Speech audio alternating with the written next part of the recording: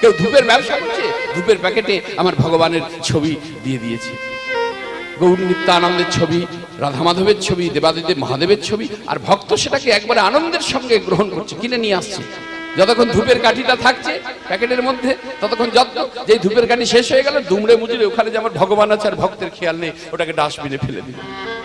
কেউ কেউ কাপড় দোকান করেছে, রাধা কৃষ্ণ বস্ত্রালয়, ভালো করে এগুলো মিলিয়ে নেবে। বাস্তব এটা আজকে হিন্দু সনাতনী ধর্মের এই যে একটা গোড়া নিয়ম, এই যে একটা মেলেচ্ছতা, এই যে একটা বিধি ভক্তি, এখান থেকে বেরোতে হবে।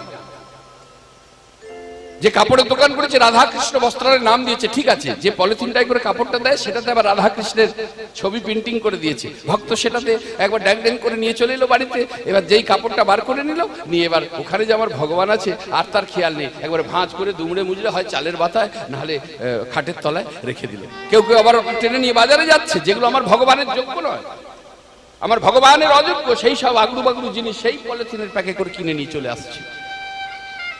আজকে আমাদের উন্নতি হবে কি করে? আমরা তো নিজেদের পায়ে নিজেরা কুড়োল মারছি। সাধারণত গ্রামের যুব সমাজ, গ্রামের মানুষের দিকে তাকিয়ে দেখো, কত দেবদেবীর পূজাতে আমরা মেতে উঠি। কেননা বলে বাঙালির 12 মাসে 13 পার্বণ। কি বাবা, তাই 12 মাসে 13 পার্বণ লেগেই আছে, কিন্তু নিয়ম করে শাস্ত্র মেনে কি হচ্ছে? ওই প্রথম পূজাটা শুরু হচ্ছে, দুর্গা পূজাটা তবু একটুখানি নিয়ম মেনে হয়, দুর্গা পূজাটা একটু তবু নিয়ম মেনে হয়, তাও কোনো নিয়ম নেই। চারিদিকে তাকিয়ে দেখো, পূজাতে যদি 10,000 টাকা খরচ হলো, আজকে বিসর্জন মানে মাকে বিদায় দিতে হবে, কি যাই হোক যে দেব দেবতাই হোক বিদায় দিতে হবে, না সুতো কেটে রেখে দাও, একটু শীতল দিয়ে রেখে দাও, আজকে অমুক বার বিসর্জন দিতে নেই, এমন কোনো শাস্ত্র নেই। সময় সময় ও বার বিধে নেই, এবার রেখে দিল 7 দিন ধরে, এখন 3 দিন 4 দিন 5 দিন 6 দিন 7 দিন ঠাকুরকে রেখে দেওয়া হলো। যদি 10,000 টাকা পূজাতে খরচা হলো, 50,000 টাকা এক্সট্রা খরচ করে বড় বড় বক্স আসবে, 4-12, 12-12, 15-15, 30-30 বক্স আসবে, আর এসে দেখবেন কানের মাথা খাবে, শুধু হুপ হুপ হুপ হুপ আওয়াজ উঠছে, তার সঙ্গে মদের বোতল আসবে। এই তো আমাদের বিধি ভক্তি, এই তো আমাদের ভক্তি। তাহলে এখান থেকে কি ঈশ্বরের কৃপা, দেবদেবীদের কৃপা লাভ করা যায়? বিন্দুমাত্র আমার বলে কিছু না রেখে যখন তার কাছে আত্মসমর্পণ করতে পারবো, তবেই তো তিনি সাড়া দেবেন। অত সোজা জিনিস নয়। কিন্তু আজকে যদি সেক্ষেত্রে জগন্নাথ দর্শন করতে যায়, জগন্নাথ দর্শন তো হয় না, এখন বেড়ানোর যায়। কোথায় যাবি রে? পুরী বেড়াতে যাচ্ছি। হায় হায় হায় হায় ভগবান, জগন্নাথ দর্শন করতে যাচ্ছে বলছে নাকি আমি বেড়াতে যাচ্ছি, এখন বিনোদনের জায়গা হয়ে গেছে, বেড়ানোর জায়গা হয়ে গেছে। আগেই হ্যালো, ডবল বেডের রুম লাগবে, বড় লজ লাগবে, হোটেল লাগবে, এই তো আমাদের আচরণ। এখান থেকে বেরিয়ে আসতে হবে। আমরা শুধু আমাদের আধিপত্যকে বাড়ানো নিয়েই ব্যস্ত হয়ে পড়লাম। চারিদিকে তাকিয়ে দেখুন, কত বড় মন্দির হবে, কত বড় বিগ্রহ প্রতিষ্ঠা হবে, কত বড় আশ্রম হবে, কত বড় যজ্ঞ হবে, কত ভক্ত সেবা হবে, শুধু এই সব নিয়েই আমরা ব্যস্ত। কিন্তু আমার প্রাণের ঠাকুর আমার গৌর হরিকে আমরা কেউ চিনতে পারলাম না। কীর্তনী প্রারম্ভে একটা শ্লোক আস্বাদন করলাম, যদোদৈতং ব্রহ্মোপনিষদি তদপশ্য তনুভা, অর্থাৎ উপনিষদ যাহাকে অদ্বৈত ব্রহ্ম বলিয়া নির্দেশ করিয়া থাকে। মায়েদের কাছে নিবেদন, আমার দিকে ধ্যান দিন, বাচ্চা নিয়ে নিজের ধ্যানে থাকলে হবে না। কেননা আপনারা সবসময় চিন্তা করবেন, যে আসনটা গ্রহণ করে বসেছেন এই আসনটা সামান্য আসন নয়। যে আসনে বসে 7 দিন 7 রজনী অনাহারে অনিদ্রায় ভাগবত শ্রবণ করেছিলেন সেই মহান রাজা, রাজা পরীক্ষিত মহাশয়, সেই আসনে আপনারা বসেছেন। তাই সকলের কাছে প্রথমেই নিবেদন থাকবে, আপনারা কৃপা করে আজকের দিনে অন্তত আন কথা না বলে একটু কৃষ্ণ কথায় আপনারা স্মরণ করুন, চিত্তকে স্থির করুন। নববিধা ভক্তির প্রথম ভক্তি হচ্ছে শ্রবণ। যদি কেউ মনে করে কীর্তন শুনতে এসেছি মানে খুব ধেই ধেই করে নৃত্য হবে, 2-4টে ভজন হবে, বেশ ঝাপাঝাপি হবে, লাফালাফি হবে, এটা ভুল করছি। যে কীর্তন শ্রবণে, যে ভাগবত শ্রবণে হৃদয়ে আধ্যাত্মিকতার চেতনা না জাগ্রত হয়, সে কীর্তন, সে ভাগবত শ্রবণ করে কোনো লাভই হয় না। অর্থাৎ জীবন যেমন চলছে ওইভাবেই চলে, পরিবর্তন কিছু ঘটে না। জীবনের পরিবর্তন ঘটাতে গেলে, ঈশ্বরের সেবা করতে গেলে আগে বিধি ভক্তি থেকে বেরিয়ে আসতে হবে। আজকে চারিদিকে তাকিয়ে দেখুন, বিধি ভক্তি, আমাদের আচরণের থেকে প্রচারটা বেশি। চারিদিকে তাকিয়ে দেখলে পরে এমন কোন একটা ভক্তকে আমরা দেখাতে পারবো না যে আচরণের থেকে প্রচার বেশি করছে। সব সময় প্রচার বেশি করে যাচ্ছে, আচরণ নেই।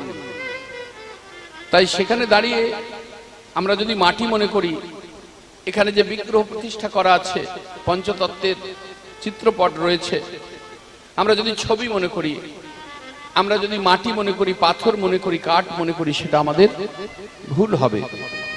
আমার ভগবান বলছেন, ভক্ত যদি আকুল প্রাণে ব্যাকুল হয়ে আমাকে ডাকে, আমি কাঠ থেকেই বেরিয়ে আসি, আমি পাথর থেকে বেরিয়ে আসি, আমি মাটি থেকে বেরিয়ে আসি।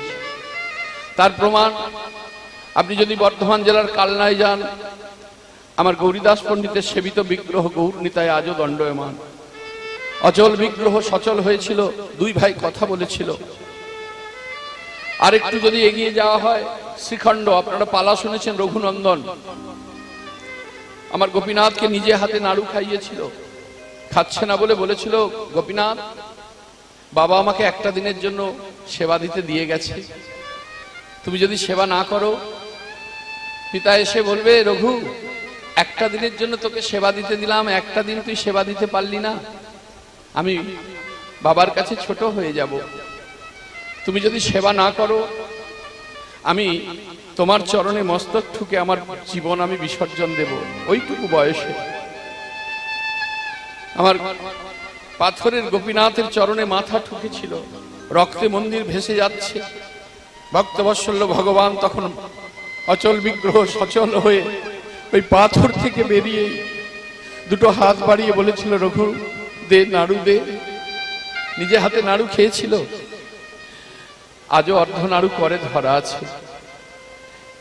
আরেকটু এগিয়ে গেলে পরে দেখতে পাবেন বর্ধমান জেলার অগ্রদ্বীপ বলে একটি জায়গা, যেখানে ভক্তবৎসল্য ভগবান মহান ভক্ত গোবিন্দ ঘোষ, যাকে একটু হরিতকির জন্য একটি হরিতকি মাদুকুরি করেছিলেন। এই বাবা, আস্তে, এখানে কথা বললে হবে না, তোমরা কথা বললে তাহলে আমিও কথা বলবো। জয় জয় শ্রী রাধে। লক্ষ্য করে দেখুন, একটি হরিতকি মাদুকুরি করে নিয়ে এসে অর্ধেকটা প্রভুকে দিয়েছিলেন মুখসিদ্ধি, অর্ধেকটা রেখেছিলেন। পরের দিন যখন আবার মুখসিদ্ধি চেয়েছে, সঙ্গে সঙ্গে হরিতকিটি দিচ্ছে। আমার গৌর হরি প্রশ্ন করলো, গোবিন্দ, গতকাল যখন তোমাকে আমি মুখশুদ্ধি চাইলাম, তোমার বিলম্ব হলো, কিন্তু আজকে এত তাড়াতাড়ি কি করে দিলে? বললো, প্রভু, ওই কালকে নিয়ে এসেছিলাম, অর্ধেকটা আপনাকে দিয়েছি আর অর্ধেক আমার কাছে রেখেছি। তখনই বলেছিল, গোবিন্দ, ছি ছি ছি, এ কি করেছো তুমি? তুমি কি জানো না, এই জগৎ সংসারে যারা সন্ন্যাসী হয় তাদের সঞ্চয় বাসনা থাকতে নেই। যারা সন্ন্যাসী হয় তাদের সঞ্চয় বাসনা থাকলে তার সন্ন্যাস ধর্ম গ্রহণ হয় না। তুমি সংসার করো। গোবিন্দকে ওখানে ত্যাগ করে গিয়েছিল। প্রভুর কৃপাতে একটি কাষ্ঠ ভেসে এসেছিল, পুনরায় সেটি পাথরে পরিণত হয়েছিল। সেই পাথরের দ্বারা আমার গোপীনাথের বিগ্রহ নির্মাণ হয়েছিল। সেই গোপীনাথের সেবা করত, সংসার করেছিল, একটি ছেলে হয়েছিল, ছেলেটির নাম রেখেছিল গোপীনাথ। অকালে কাল কবলিত হয়ে স্ত্রী চলে গেল, সন্তানও মারা গেল। 7 দিন আমার গোপীনাথকে সেবা দেয়নি, মন্দিরে বসে আছে। পিছন থেকে কে যেন ডেকে উঠলো, বাবা। কে? আমি তোমার গোপীনাথ, আমি তোমার বড় ছেলে। আমার ছেলে তো মারা গেছে, কিন্তু তোমার তো এক ছেলে মারা গেছে, আর এক ছেলে যে আছে। এই জগৎ সংসারে কোনো বাবা মা তার যদি এক সন্তান মারা যায় বা কোথাও চলে যায়, তাহলে কি আর এক সন্তানকে অনাহারে রাখে? আমার বড় খিদে পেয়েছে, তুমি আমাকে কিছু খেতে দাও। গোবিন্দ বলেছিল যে আমার ছেলেটা বেঁচে থাকলে, আমার দেহ থেকে প্রাণ চলে গেলে, সনাতনী ধর্মের যাকে যা ক্রিয়া করার কথা বলা আছে আমার ছেলেটা বেঁচে থাকলে করতো। তা তুই আমার যদি ছেলে হোস, আমার দেহ থেকে প্রাণ চলে গেলে তুই কি এগুলো করবি?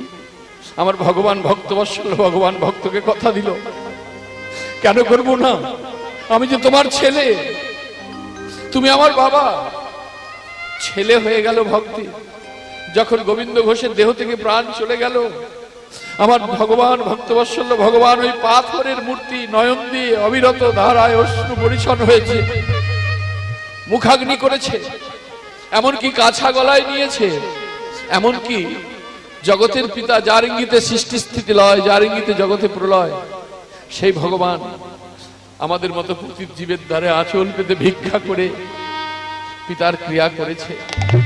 তাই আমাদের বিশ্বাস যদি সেই জায়গায় থাকে, ভক্তের কাছে ভগবান ধরা দেয়। যদি মন প্রাণ দিয়ে নিষ্ঠা মনে তাকে স্মরণ করে, পাথর থেকে আমার প্রভু বেরিয়ে আসে, কাঠ থেকে বেরিয়ে আসে, মাটি থেকে বেরিয়ে আসে। আর যদি না ডাকতে পারে, আমার ভগবান বলছে সে ভক্তের কাছে সারা জনম পাষাণ হয়ে রয়ে যাব, কব নয়ার কথা। নিতাই গৌর হরি বল। হয়ে রয়ে যাব, কব নয়ার কথা।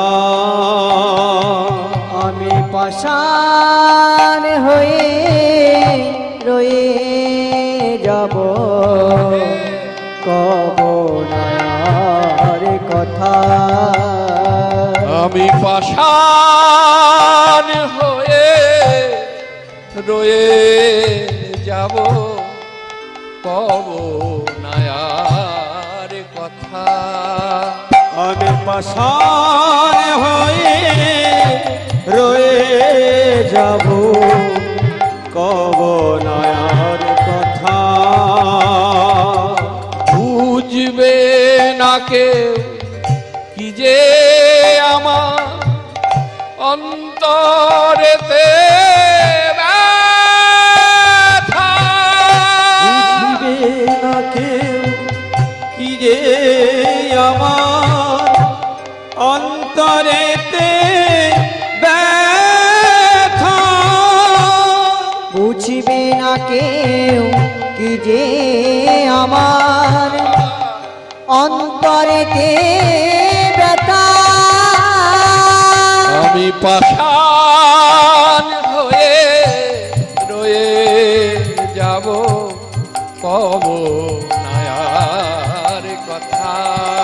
আমি পাষাণ হয়ে রয়ে যাব, কব নয়ার কথা। আমি কব নয়ার কথা। আমি কব নয়ার কথা। আমি কব নয়ার কথা। ভক্তের কাছে সারা জীবন আমার ভগবান ওইভাবেই থেকে যাবে। বিধি ভক্তি। বড় বড় বাড়ি তৈরি করে আমাদের ভক্তিটা কোথায় গেছে? বাইরের দেয়ালে ভগবানের, এখন টাইলসের তো অনেক ভালো ভালো ভগবানের ছবি পাওয়া যায়, লাগিয়ে দিল বাইরের দেয়ালে। কিনা আমি ভক্ত, গ্রামের মানুষকে জানাতে হবে তো আমি ভক্ত। বড় বাড়ি তৈরি করে চিলে কোঠায় ভগবানের বাড়িটা করে দিলাম। কেন?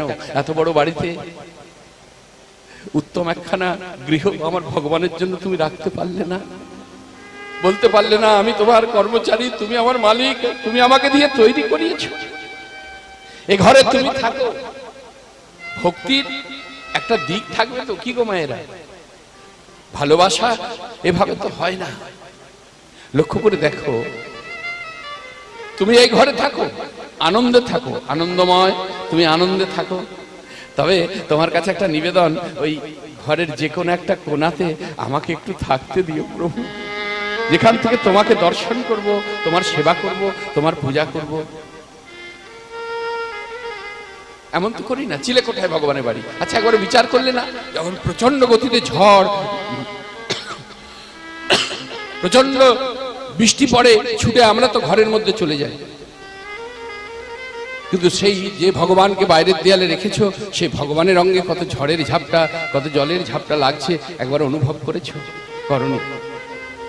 যে ভগবানকে চিলেকোঠায় রেখেছো, এই যে চৈত্র বৈশাখ জ্যৈষ্ঠ মাস, প্রখর রবির তাপে গা জ্বালা দিচ্ছে, পোড়া দিচ্ছে, আমরা আমাদের দেহটাকে শান্ত করার জন্য কত দামি দামি company stand fan, ceiling fan, table fan, AC, কিন্তু যে ভগবানকে আমি উপরে রেখেছি সেই ভগবানের কত তাপ লাগছে আমি কি অনুভব করেছি? শুধু তাই নয়, সবই বিধি ভক্তি।